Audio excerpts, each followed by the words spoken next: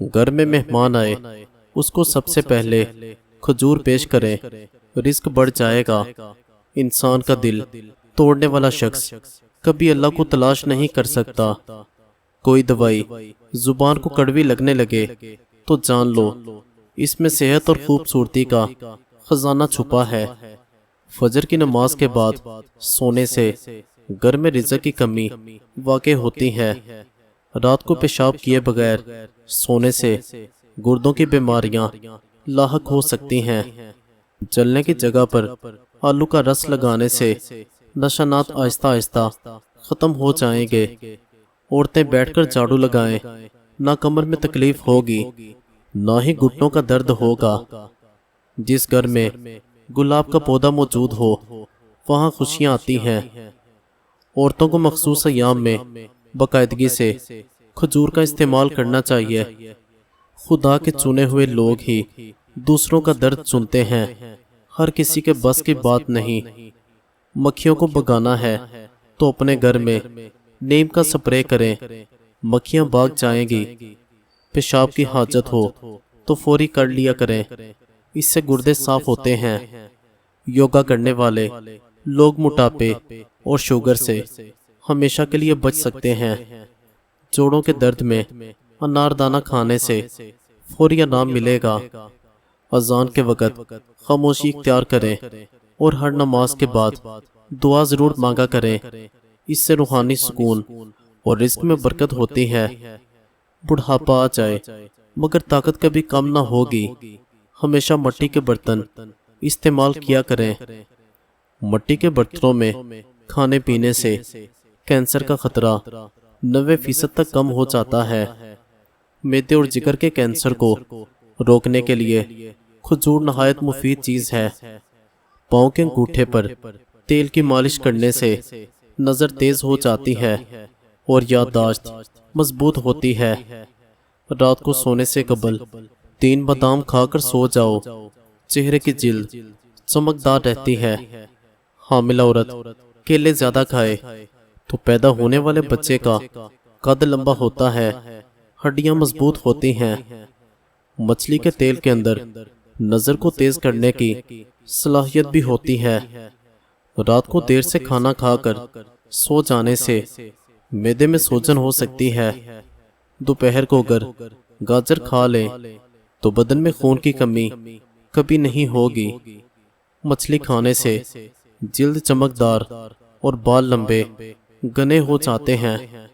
اگر بتی گھر میں چلانے سے نحوست ہمیشہ کے لیے گھر سے چلی جائے گی۔ تھکاوٹ کو کم کرنا چاہتے ہیں تو دن میں 8 گلاس پانی ہر صورت میں پیا کریں۔ وزن کو کم کرنے کے لیے اناردانے کی چٹنی کا استعمال کریں۔ معدے کے مریض لوگ کھٹی چیزوں سے پرہیز کریں۔ جب بھوک لگے تب کھانا کھائیں، کبھی بھی چربی نہیں بنے گی۔ روزانہ ادرک والا پانی پینے سے خون گاڑھا ہونے کا مسئلہ کبھی نہیں ہوگا۔ کچی سبزیاں کھایا کرو، یہ جسم میں خوبصورتی میں اضافہ کرتی ہیں۔ وزن کم کرنے کے لیے اناردانے کی چٹنی کا استعمال کریں۔ ابلے ہوئے پانی کے ساتھ دوائی کھانے سے دوائی جلدی اثر کرتی ہے۔ جو لوگ چاہتے ہیں ان کو مثانے کی تکلیف نہ ہو وہ کبھی بھی پیشاب کو مت روکیں۔ ٹھنڈے پانی کے استعمال سے جسم کی سختی بڑھ جاتی ہے۔ روزانہ نہار منہ شہد چاٹ لینے سے انسان کی جلد ٹائٹ رہتی ہے۔ اگر پیٹ میں کیڑے ہوں تو کچا پیاز کھانے سے کیڑوں سے نجات مل سکتی ہے۔ دار چینی کی چائے بنا کر پینے سے پیٹ کی سویلنگ ختم ہو جائے گی۔ باجرے کی روٹی کھاؤ، جوانی ہمیشہ رہے گی۔ کلونجی کے استعمال سے پیٹ کی چربی کم ہوگی اور شوگر جلدی کنٹرول میں آ جاتی ہے۔